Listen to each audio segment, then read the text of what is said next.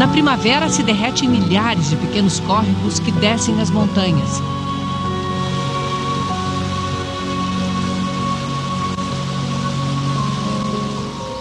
Nas áreas mais baixas, o degelo forma alagados, pequenos paraísos para as aves migratórias. O ar rarefeito a 4.000 metros de altitude não é problema para os gansos de cabeça listrada. 2 vezes por ano, eles cruzam os Himalaias entre a Índia e a China, voando mais alto do que o Monte Everest. Nenhuma outra ave suporta altitudes tão extremas. Os rebanhos de iaque que passaram o inverno comendo raízes congeladas, agora têm pasto. E é nesse vale, onde a fé inunda a paisagem, que nascem os 3 rios mais importantes do leste da Ásia. O Amarelo corre para o norte da China. O Mekong passa por 5 outros países até desaguar no mar. E o Yangtze, o rio que corta o coração da China e deu origem a uma cultura milenar. É ele que vamos seguir nessa jornada da vida, o rio Yangtze.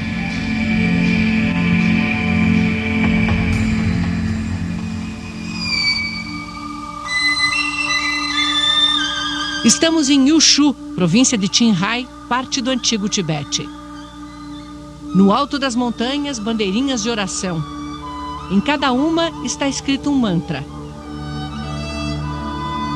As palavras de Buda para serem levadas pelo vento. Nas paredes de pedra, os mantras são como guardiões desses vales de clima caprichoso, onde o tempo muda muito rápido.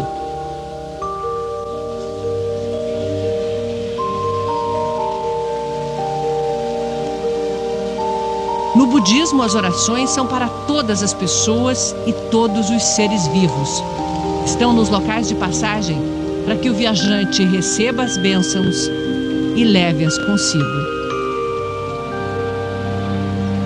Nas margens, as pessoas posicionam pedras esculpidas com o mantra do Buda da compaixão, os manis. Eles acreditam que quando a água subir no verão, os manis vão abençoar o rio e todas as criaturas que vivem dele.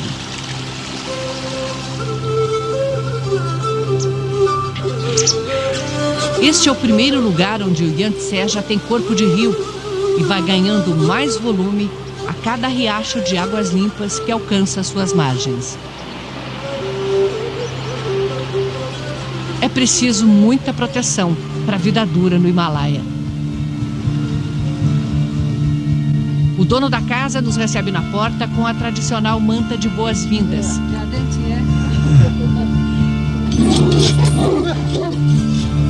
O casal nos convida para o almoço, na casa que tem um colorido aconchegante. Enquanto comemos biscoitos da sorte, a senhora Yamakaipu alimenta o fogo com esterco seco de iaque. Iaque é tudo aqui. A carne que cozinha na água e recheia os bolinhos feitos no vapor. A manteiga que dá substância para o chá. Tanta fartura por causa das visitas. A carne cozida tem sabor forte. Mas as lascas finas da carne congelada têm um salgadinho natural. Quando eu vou para outros lugares, não me sinto tão bem quanto aqui. Eu gosto de morar perto do rio. Passei a minha vida toda aqui. Os iaques e a fé são a base da vida nessas montanhas. Os budistas acreditam em sucessivas reencarnações. Elas podem ser em qualquer forma, outra pessoa ou mesmo um animal ou inseto. A divindade está no rio, nas montanhas, nos campos, por isso nós, humanos, temos que proteger a natureza. Tantos sinais de fé e não há sequer uma palavra para religião na língua tibetana. Porque não é uma prática separada das tarefas do dia a dia. Está na maneira como se vive e como se encara a morte. No chão congelado, os corpos custam a se decompor e não há lenha para cremar. Templos como este são dedicados a um ritual funerário que choca e impressiona. Depois de velado em casa durante 3 dias, o corpo é trazido até aqui a esse templo. Ele é posto nessas pedras onde os monges fazem o ritual. Limpam o corpo e o esquartejam, separam em pedaços. Esses pedaços são deixados aqui, ao ar livre, para que os abutres possam se alimentar. Isso é chamado de enterro celestial. Essa corrente do budismo acredita que se todos nós viemos da natureza, o enterro celestial é uma forma de retornar a ela. Faz sentido para quem acredita que o corpo, depois que a alma se vai, é apenas uma casca, que pode ser usada como o último ato de generosidade. Este outro templo é também um monumento. Atrás dos muros estão 2 milhões de manis, as orações gravadas em pedra. 2 milhões de pedidos e agradecimentos e promessas de fé eterna fazem da pilha de manis um lugar especialmente sagrado para eles.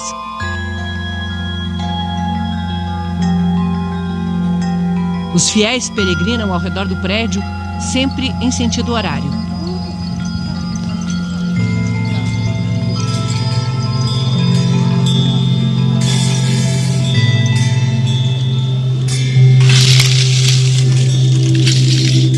Muitos fazem isso se prostrando a cada poucos metros.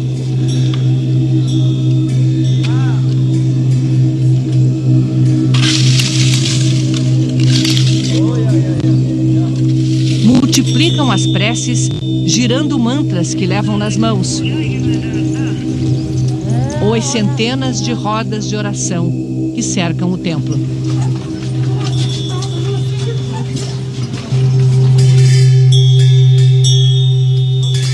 É que para eles a vida é como o universo, como o movimento de rotação da Terra, como o tempo que passa e não volta mais. Não volta, mas carrega com ele o passado. É também como o rio, corre sempre na mesma direção e avança do passado para o futuro.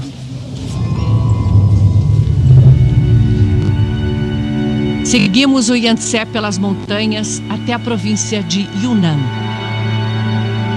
Cidade antiga de Lijiang. Há 1000 anos era a principal parada no acesso sul da Rota da Seda. Os sinais da riqueza do período ainda são evidentes. Nos telhados tradicionais das casas de pátio interno, nas ruas onde os carros nunca conseguiram entrar. Cedinho, as mulheres da etnia Naxi preparam comida na rua. Bolinhos de batata e de tofu, o queijo de soja e um molho de pimenta muito forte para esquentar amanhã. Por toda a cidade, água limpa do rio corre em canais milenares e alimenta os poços da cidade antiga. São sempre 3. Os formatos variam, mas a lógica não. O primeiro poço recebe água limpa que todos podem pegar para beber.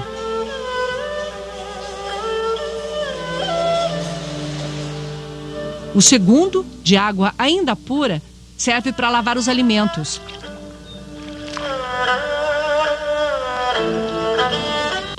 E só no terceiro pode-se lavar louça, roupa, utensílios. O incrível é que a água encanada chegou a praticamente todas as casas aqui da cidade histórica há alguns anos. Só que essa é uma tradição de 8 séculos. E as pessoas ainda confiam mais na água dos poços do que naquela que sai da torneira. O povo Naxi desenvolveu uma cultura rica que quase desapareceu, mas começa a ser resgatada. Num casarão, mulheres reunidas em torno dos fios de seda. Uma escola de bordados. Mulheres pobres do campo passam meses aqui aprendendo a técnica. A professora se emociona quando fala sobre o impacto que a chegada de uma bordadeira tem numa vila do interior. Se isso significar uma ajuda financeira para elas, então o nosso trabalho se cumpre.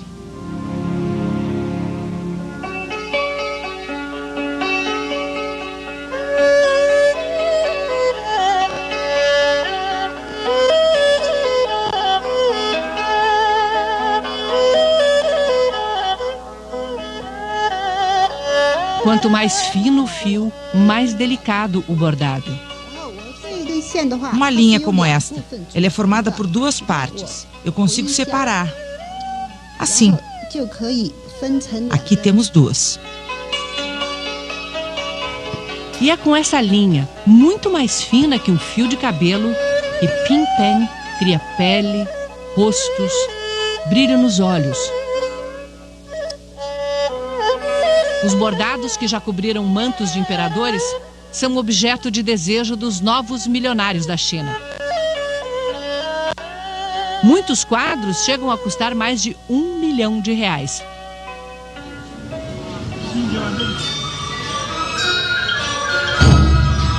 Num teatro pequeno, uma música ainda mais antiga do que a cidade. Alguns dos instrumentos só existem aqui. A música de orquestra Nashi já foi o deleite de uma cultura na qual as mulheres cuidavam dos negócios e os homens só se dedicavam às artes. Todos os músicos estão na faixa dos 70 anos. A música Nashi vai viver enquanto eles fizerem ecoar esses acordes nas margens do Yangtze. Nas curvas perigosas do rio, os povos antigos construíam torres que serviam como faróis para os navegantes. Mas os chineses se sentiam protegidos de formas mais misteriosas.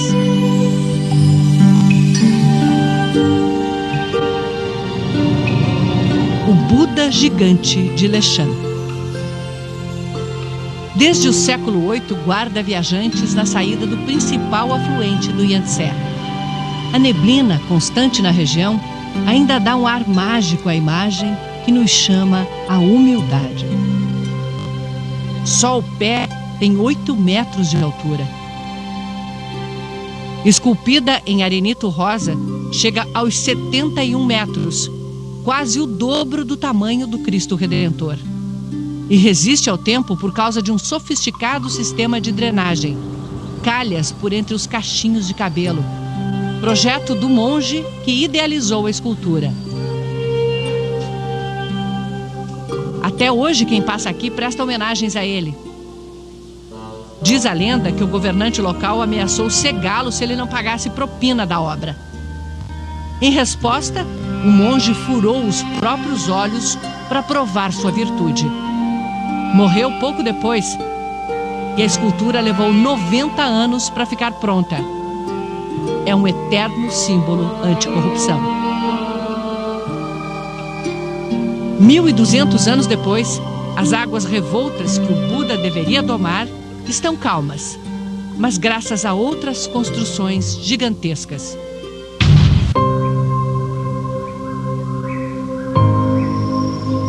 As Gargantas do Yangtze. Uma escultura de 40 milhões de anos, feita pela água que corta as montanhas calcárias. 200 quilômetros de uma paisagem dramática do que os chineses chamam simplesmente de o Rio Grande. E o resto do mundo conhece com outro nome: a Jornada da Vida, Rio Yangtze.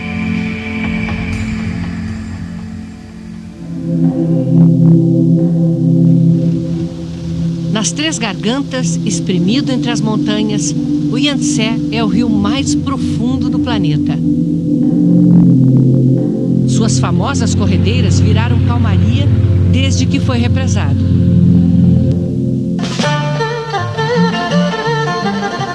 Chongqing, a primeira de uma série de megacidades banhadas pelo Yangtze. Até pouco tempo atrás, Chongqing era apenas uma grande cidade ribeirinha que dependia do rio para tudo. Do rio e dos Bang Bang, carregadores, equilibristas.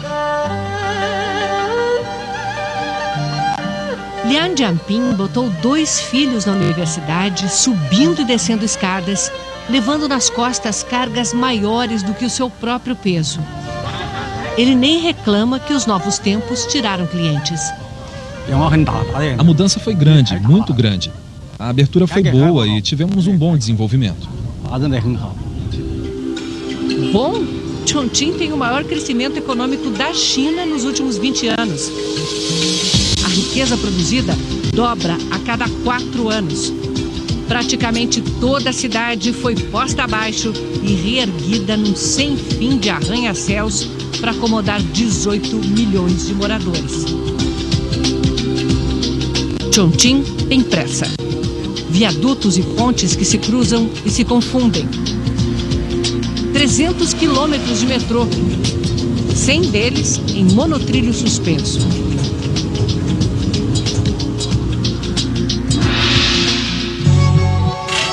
Dá uma sensação de videogame ver o trem negociar a geografia acidentada e os vales formados pelos edifícios. E quando não dá para desviar do prédio, a solução é passar por dentro dele. O 8º andar agora é uma estação do metrô. Em cima, mais 14 andares. Vamos lá, não é conveniente pegar o elevador e já estar na estação? E não faz barulho, tem pneus de borracha.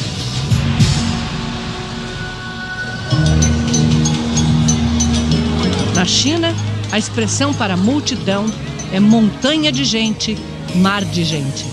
Principalmente nos lugares de lazer em fins de semana. Na cidade histórica de Chongqing, o programa é comer pimenta. Dá forte. O preparo do macarrão já é um show.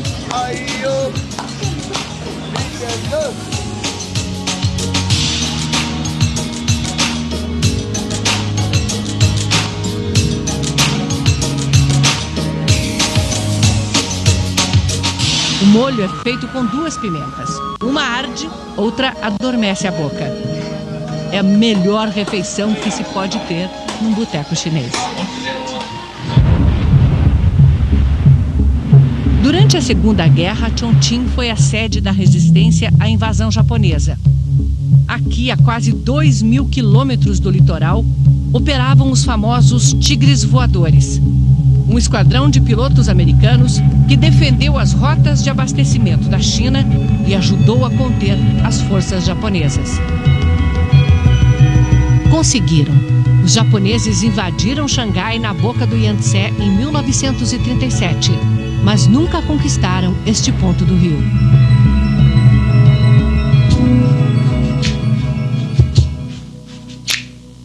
Ali perto, numa vila milenar, o isolamento ainda é sentido. Na rotina lenta dos moradores que preparam a antiga receita de amendoim com anis. Nas ruazinhas onde os séculos passaram sem trazer impacto. Pois essa cidadezinha, durante a Segunda Guerra Mundial, foi um grande centro da cultura chinesa. Universidades inteiras se mudaram para cá com alunos e professores e continuaram as aulas normalmente. Até os tesouros da Cidade Proibida ficaram escondidos aqui, no coração da China, bem longe do litoral, que estava sendo bombardeado pelos japoneses. Domingo no parque. Chineses adoram atividades ao ar livre.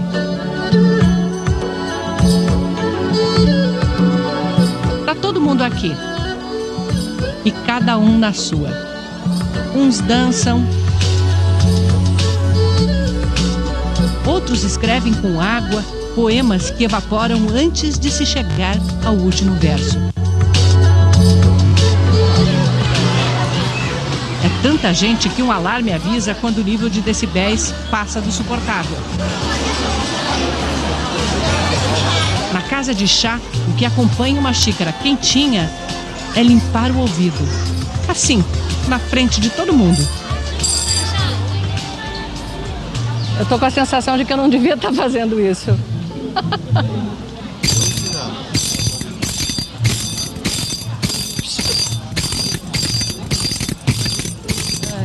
Cheguei a chorar de tanto rir. Um relaxamento para me recompor e seguir viagem rio abaixo. Vai e vem de cargueiros não para nem na maior hidrelétrica do mundo. Três Gargantas, uma obra de números impressionantes. 1,5 milhão de pessoas reassentadas, 600 quilômetros de rio represados, 180 metros de altura. E o que acontece quando um navio desse tamanho, pesando 3.000 toneladas, 87 metros de comprimento, 15 de largura, levando 1.000 passageiros, chega a esse paredão de concreto? Pega o elevador. O piloto reduz a velocidade numa aproximação cuidadosa. A impressão é de que o barco não cabe nesse espaço. A cancela sobe enquanto uma comporta submerge.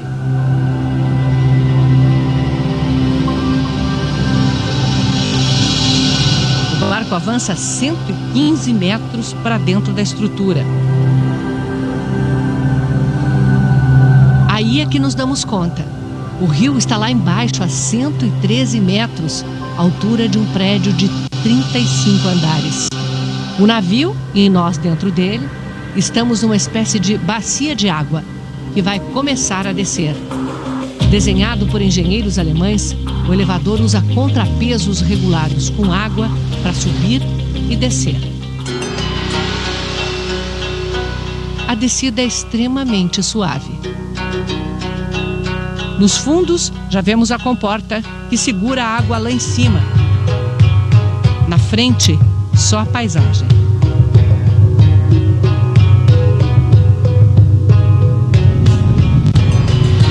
Quando atingimos o nível do rio, a comporta se abre e saímos por um canal separado da vazão da usina. Visto daqui de baixo, o elevador volta a parecer só um buraco na parede. Na neblina, mal se vê a entrada das eclusas, por onde sobem e descem os navios de carga. São como degraus. O nível da água é controlado para subir ou descer os barcos para o próximo degrau, até cruzar a barragem. A gente quase esquece que Três Gargantas também gera energia. Apesar de maior, produz um pouco menos do que Itaipu, porque a principal função dela é outra: conter as terríveis cheias do Yangtze, que só no século XX mataram 300 mil pessoas. Nos últimos 2.000 anos, houve mais de 200 enchentes. É preciso controlar essas cheias para proteger a população no Vale do Yangtze.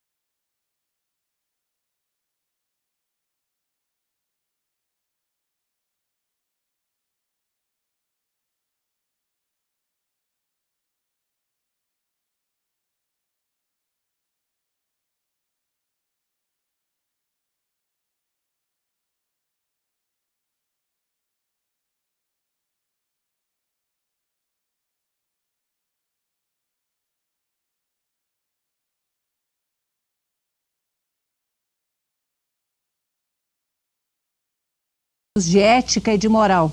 Só que acabou incorporando as religiões pré-históricas da China. E aí se transformou também numa religião. Só que uma religião bem diferente das que a gente conhece. O Tao é o caminho, um jeito de viver. Não há monges ou sacerdotes. apenas seguidores que se dedicam a estudar e ensinar. A montanha em si é um grande símbolo do ciclo da vida que eles definem em 5 elementos: a terra, o fogo, o metal, madeira e água.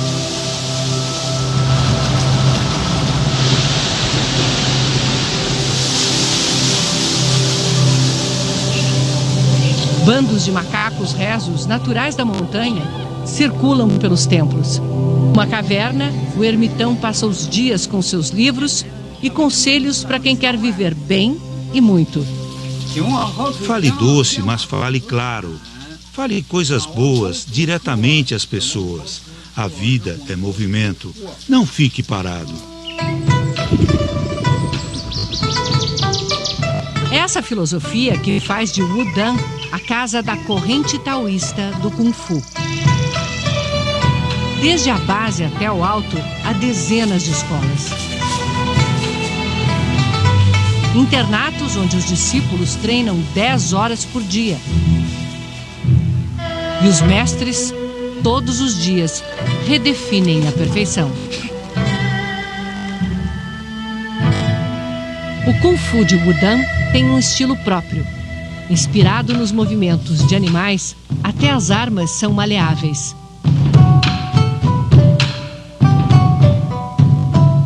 Nesse Kung Fu, a delicadeza vence a força e faz nascer outra arte marcial, o Tai Chi Chuan. Os chineses chamam de poesia em movimento, que um monge taoísta desenvolveu aqui buscando saúde e longevidade. É a luta das sombras. Os movimentos representam o Yin e o Yang, um conceito taoísta de que há dualidade em tudo: o quente e o frio, o cheio e o vazio, o lento e o rápido. O oposto te define.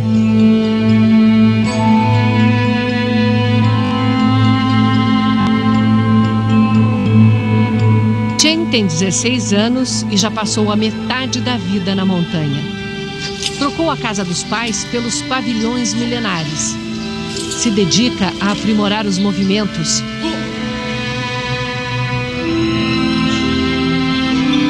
Mas sabe que a resposta pode estar no imenso desafio da quietude.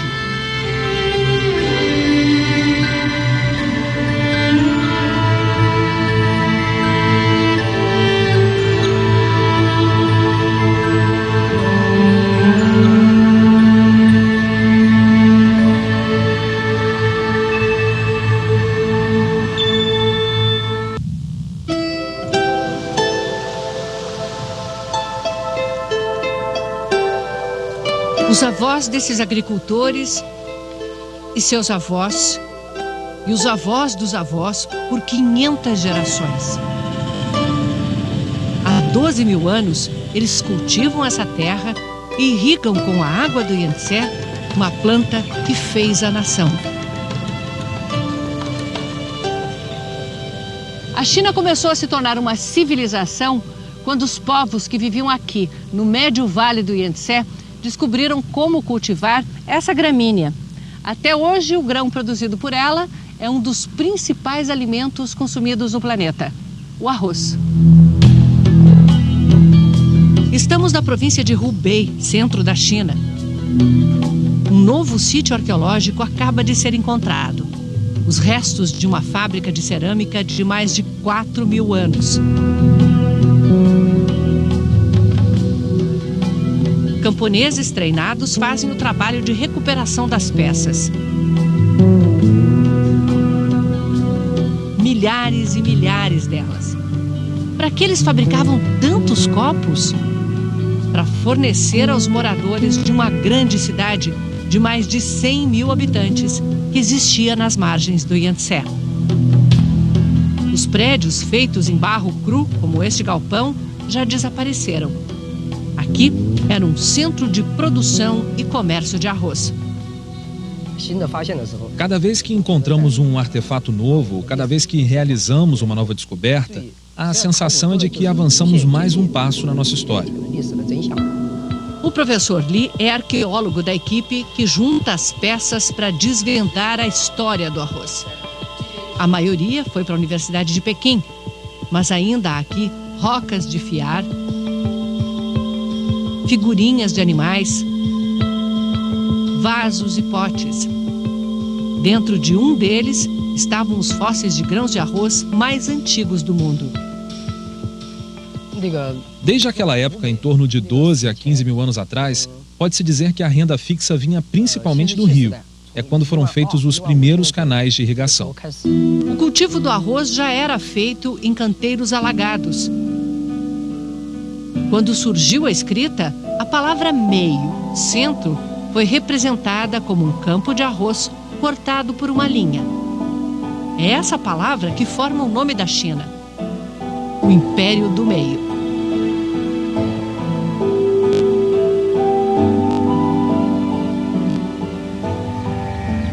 A Jornada da Vida, Rio Yangtze.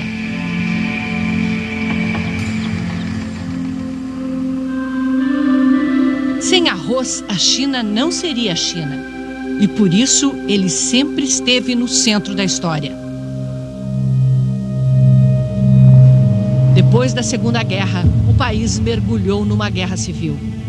Os comunistas, liderados por Mao Tse-tung, venceram em 49. A agricultura passou a ser coletiva. Todos trabalhavam e a produção ia para o governo.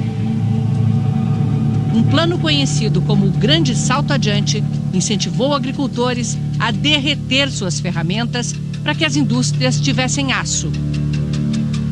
A consequência no campo foi devastadora. Estima-se que a fome tenha matado entre 20 e 50 milhões de chineses. Com a morte de Mao Tse-tung no final dos anos 70, Deng Xiaoping começou uma série de reformas econômicas que fariam da China a segunda maior economia do mundo. E foi com o arroz que tudo começou.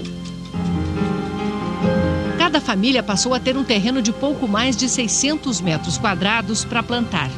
Entregava uma cota ao governo e ficava com o resto. Estava instituído o lucro na China comunista. Em 40 anos, a produção de arroz cresceu 4,5 vezes. Não faltou mais comida.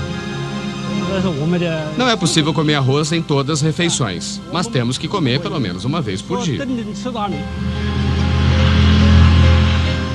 As famílias Xiao e Tang assumiram os lotes dos vizinhos que migraram para as cidades.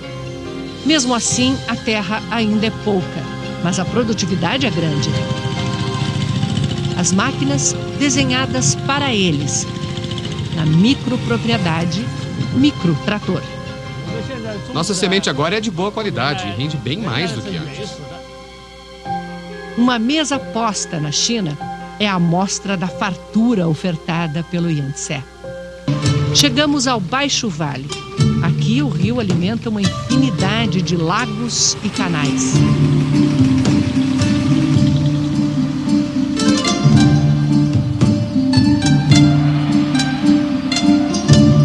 Yong Chen tentou a vida em terra firme.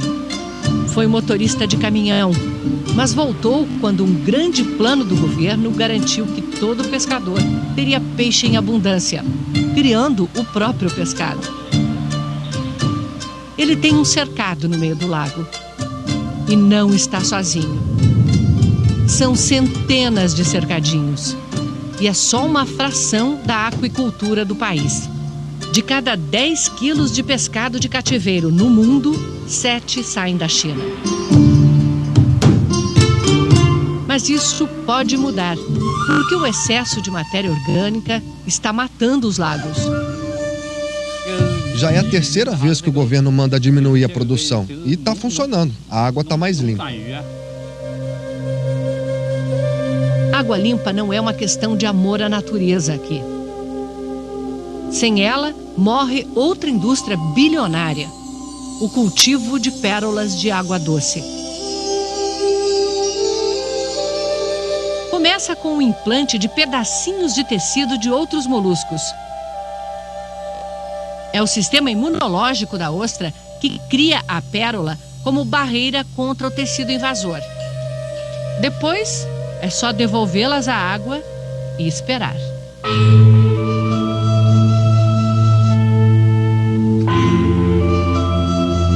Acompanhamos o produtor Xin Yuan Ji num dia de colheita.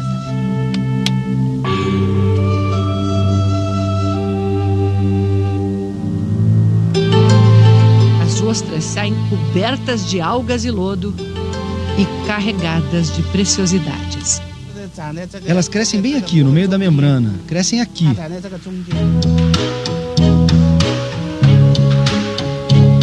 Olha o tanto de pérolas que está saindo daqui. E tem mais do outro lado. Essa é redonda, é boa, muito bonita. Essa tá bonitona, grandona. Catando as pérolas, ele já vai avaliando. Essa pode ser usada para fazer pingente, é muito rara.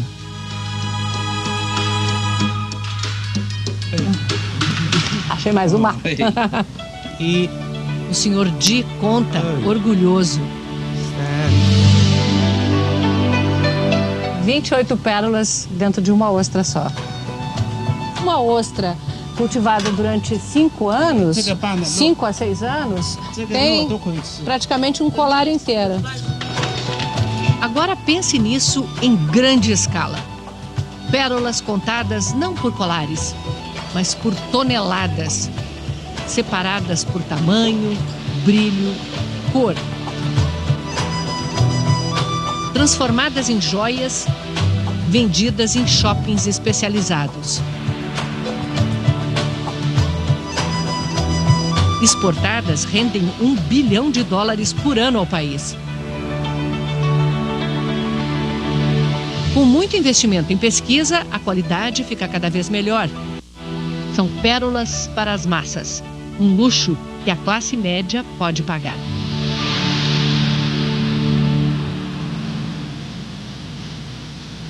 Entre um lago e outro, as cidades na água. Pequenos oásis de tranquilidade no turbilhão do desenvolvimento chinês, onde a presença de estranhos ainda perturba.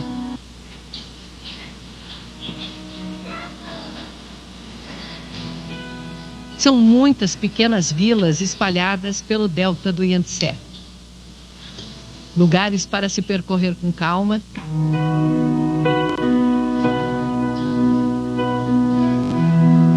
E parar para apreciar a dança dos reflexos.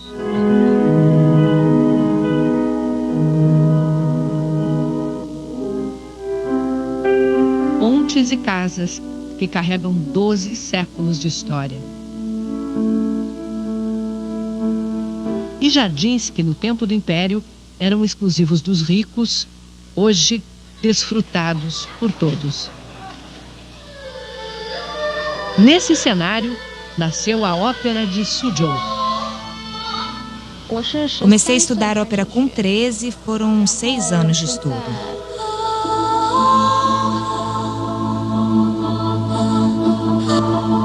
O que faz uma jovem do século XXI passar a vida se transformando numa princesa da China medieval? Como posso explicar? A ópera é uma beleza. O figurino, os adornos de cabeça, a maquiagem, é tudo muito lindo. 6 dias por semana, ela enfrenta 3 horas de preparação.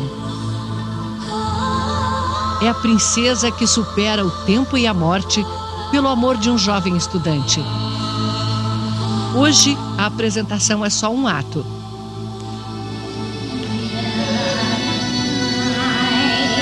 Ela passeia pelo jardim com sua ama, relembrando o amado.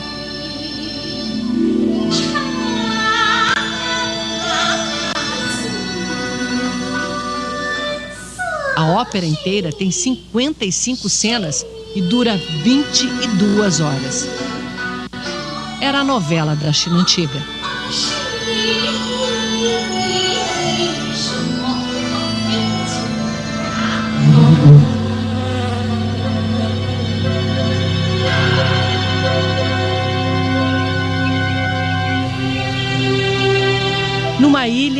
lago de flores para chegar ao ponto em que o Yangtze encontra o Grande Canal da China.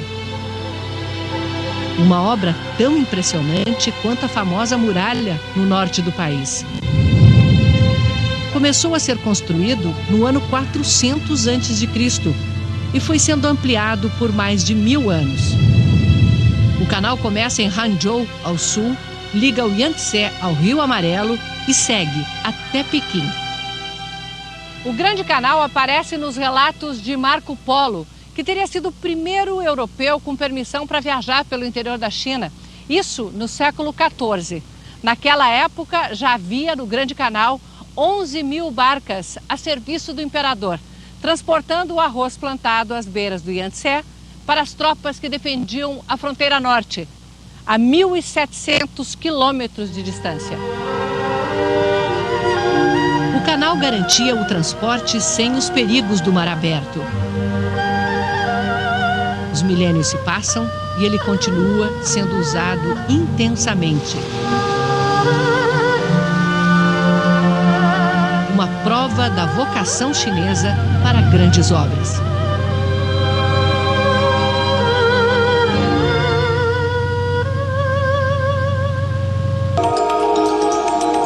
Xangai, a cidade mais rica da China.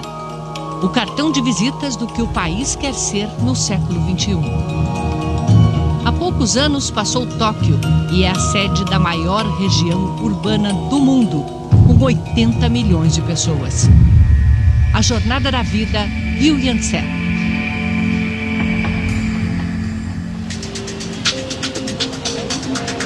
A estação do Gaotie, trem-bala em Suzhou, está movimentada. Na hora do rush, sai um trem para Xangai a cada minuto. É para lá que vamos.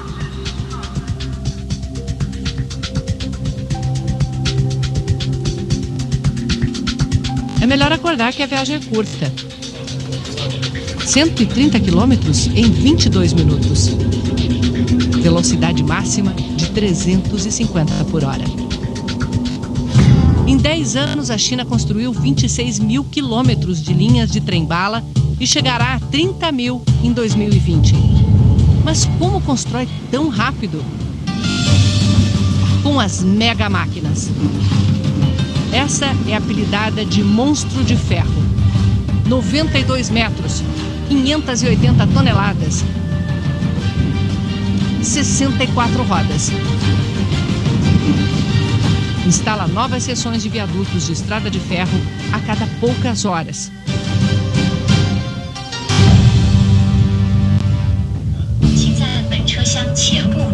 No trajeto, uma cidade colada à outra, formando a megalópole. Neste trecho há tanto movimento que são 2 linhas paralelas de trem-bala.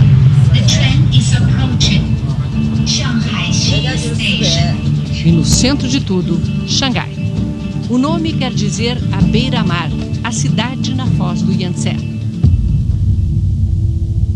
A cidade foi um grande mercado financeiro nos anos 30, quando era a sede das ocupações estrangeiras. Era a Paris da Ásia. Símbolo de opulência e decadência. A ocupação japonesa, em 37, destruiu boa parte de Xangai. Mas a cidade ainda guarda o glamour da arquitetura europeia no Bund, às margens do rio Huangpu, um braço do Yangtze. Agora ofuscado pela paisagem futurista da margem leste, o Pudong. Prédios que parecem desafiar a lei da gravidade e removem tudo o que está no caminho. Essas lojas aqui vão resistir ainda uns 10 ou 20 anos, mas é cada vez mais difícil se manter. Shang Ma, do Departamento de Planejamento Urbano, diz que quando o governo decide, transfere os moradores e a cidade nova avança. Onde a obra, em vez de tapumes, muros verdes.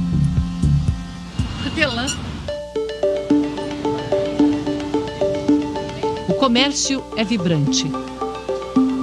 Há 15 anos os chineses não conheciam cheque nem cartão de crédito. Agora pagam tudo pelo celular, que funciona como cartão de débito. seja no quiosque da esquina ou nas grandes lojas de departamentos. O comércio online na China é o maior do mundo em mercadorias movimentadas, mas quer pegar também aquele cliente que gosta de ver e provar. Não tem nada mais chinês do que isso, é super tradicional. É o conceito chinês de comida fresca. A gente encontra esses tanques com peixes e frutos do mar vivos em praticamente todo lugar, seja nos restaurantes, nos mercados, nos supermercados. Só que isso é a única coisa convencional que a gente encontra nesse supermercado do futuro. Nos tanques, espécies nativas do Yangtze, agora criadas em cativeiro. O esturjão e as tartarugas de casco mole, quase extintos na natureza.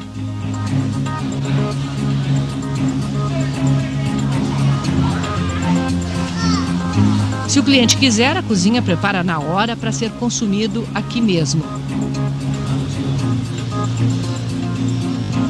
As informações da mercadoria podem ser escaneadas pelo celular. Me disseram que esse café aqui é do Brasil, então é só escanear o código de barras. Pachi, que é Brasil, está confirmado. Vou levar esse aqui. Você escolhe, põe na cesta e viaja pela loja.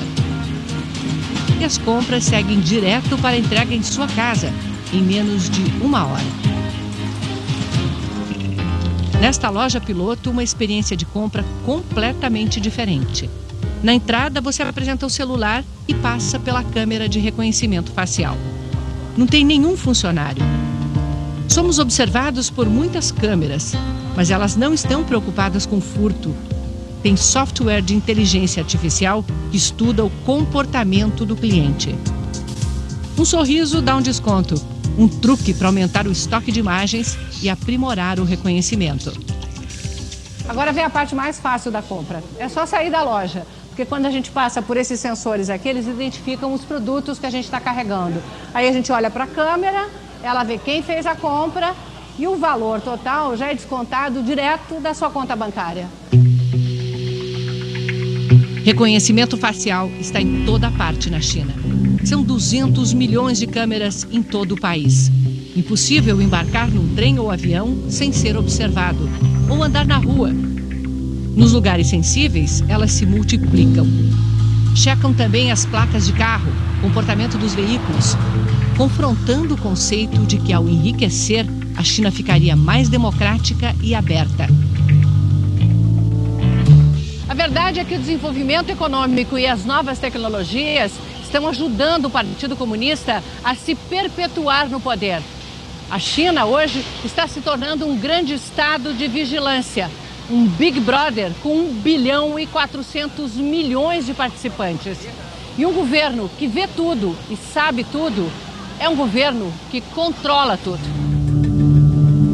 Sem leis de proteção à privacidade, o governo dá às empresas acesso ao banco de dados com informações de toda a população.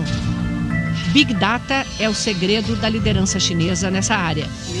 E ficou evidente há poucos meses quando um homem procurado pela polícia foi reconhecido num show em meio a 60 mil pessoas.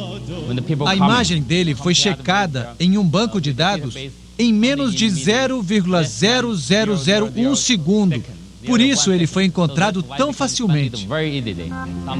James Wong coordena uma equipe de 6.000 engenheiros que pesquisam inovações na maior empresa de câmeras de vigilância da China. Eles fazem uma demonstração do produto. Todo mundo que está ficando verdinho é porque foi reconhecido pelo sistema, porque eles estão no banco de dados, mas eu não estou, então eu continuo com esse quadrado vermelho no rosto. Mesmo assim, a câmera está identificando algumas coisas a meu respeito. Vamos ver o que é.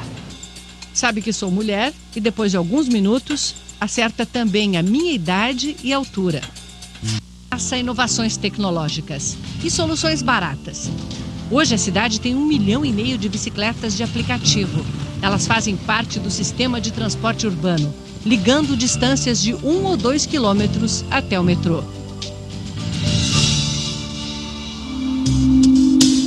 O metrô sempre está perto. Essa é a estação mais movimentada. Aqui passam 6 das 18 linhas que cortam a cidade. Está cheio. Na cidade de superlativos, o metrô também é o maior do mundo.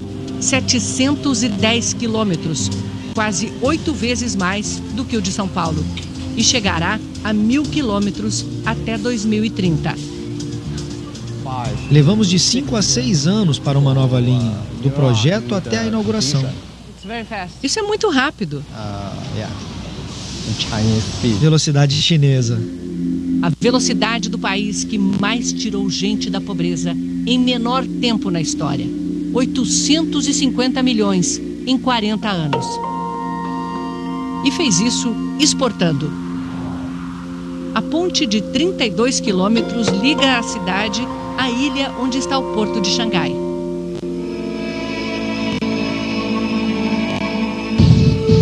Não se surpreenda, também é o maior do mundo.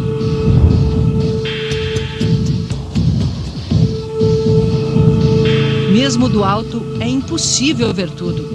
As montanhas de contêineres formando mosaicos coloridos, prédios de mercadorias produzidas em todo o Vale do Yangtze, que vão ser distribuídas aos 4 cantos do planeta. No ano passado, este porto movimentou o equivalente a quase 11 vezes a capacidade de carga do Porto de Santos, que é o maior do Brasil. Mas o que faz diferença aqui não é só o tamanho do porto. Ele usa alta tecnologia para ser também um dos mais eficientes do mundo. Da sala de controle, operadores garantem que tudo aconteça no tempo mais curto, da chegada dos caminhões ao uso dos guindastes, alguns deles já robotizados. Nesse ritmo, a economia da China alcança a americana até 2030. Mas sabe que para isso precisa de tecnologia própria. Tecnologia é o caminho para ir, porque é a maldição dos países subdesenvolvidos exportar produtos baratos e importar produtos caros. Essa mudança é a mudança que a China está investindo em começar a produzir produtos de melhor qualidade, produtos que sejam mais competitivos ou até melhores do que os produtos que estão sendo feitos fora. O baiano André Rosendo trocou a prestigiada Universidade de Cambridge, na Inglaterra, pela oportunidade de ter seu próprio laboratório de robótica aqui na Xangai Tech. Um campus novinho em folha, voltado à inovação. Só tem alunos de pós-graduação. A China forma mais de 8 milhões de universitários por ano. E pensar que as universidades ficaram fechadas por uma década na Revolução Cultural, quando professores foram humilhados, torturados e mortos, porque o conhecimento era visto como um desvio da burguesia. Hoje, a China recruta professores no mundo inteiro, atraídos pela abundância de recursos. É muito dinheiro para pesquisa. É muito dinheiro. Aqui, nós podemos comprar uma máquina dessa sem realmente pensar 2 vezes. Na Xangai Tech, André desenvolve robôs diferentes. Ele tem boas articulações, é? São robôs que fazem a própria manutenção. Robôs que criam robôs. Se o robô aprende a se curar do próprio dano que ele teve, ele pode adaptar para continuar produzindo sem ter que parar a fábrica. Cada minuto parado são dezenas de milhões em prejuízo. Robótica de alto nível. Robótica para iniciantes na sala de aula do ensino fundamental. A revolução econômica da China tem seu maior trunfo na educação. São 9 anos de ensino obrigatório. Wen Lilu deixa a filha Yin Yin na escola no subúrbio de Xangai. Como todas na China, funciona em período integral. Yin Yin é filha única. A escola é pública, mas a família investe 30% da renda em cursos paralelos, como idiomas e arte, para complementar a educação. Ciclo 3 só entra em cargo público quem passa em exames. Mesmo no Império, só se chegava a ministro com concurso público. Temos uma frase aqui que a educação é fundamental para a vida. Esse é o nosso foco. E das escolas de Xangai. Esta não tem nada de especial. É o padrão aqui. Hello? Hello? You speak a little English? Yes. Yeah. A professora de matemática leciona há 20 anos. descobriu que ao incentivar os alunos a explicar a matéria, eles aprendem mais. Garante que as crianças estudam muito, mas têm tempo para se divertir. Bye bye.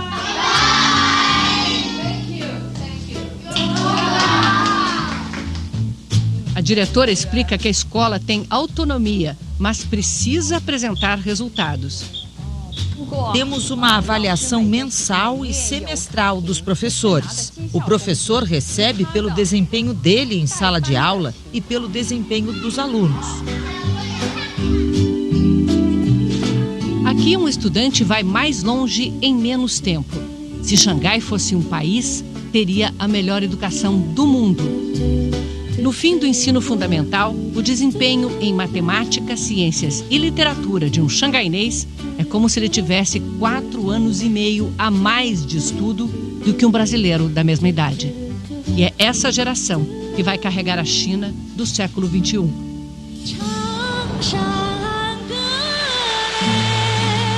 Um país que avança para o futuro como o Yangtze desce do Himalaia, carregando o seu passado, crescendo e abrindo novos caminhos.